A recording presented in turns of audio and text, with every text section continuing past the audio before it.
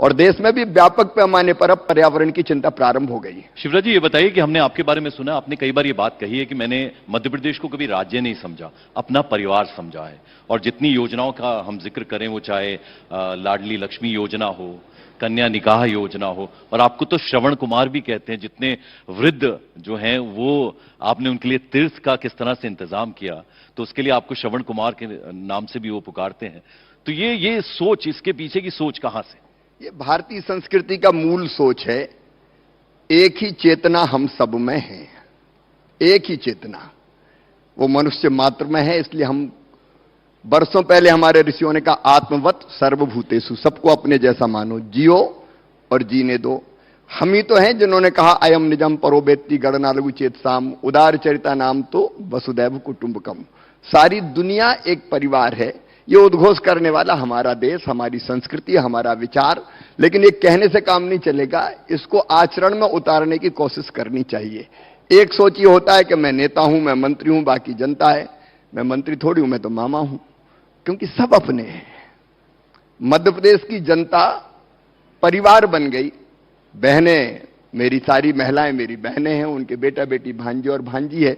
जब ये आचरण में आता और मन से आप स्नेह करते हैं, तो फिर एक के बाद एक योजना बनती चली जाती है।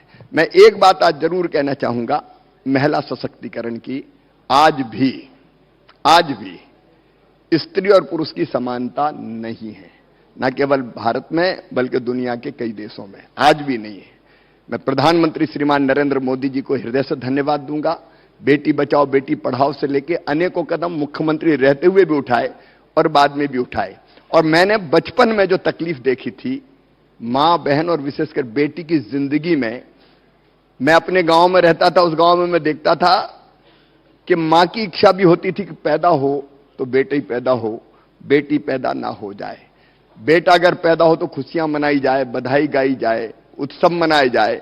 और बेटी अगर पैदा हो जाती थी तो मां का चेहरा भी उतर जाता था। तब दिल में तकलीफ होती थी और मैं ये सोचता था कि हे भगवान, ये अंतर क्यों, ये भेदभाव क्यों?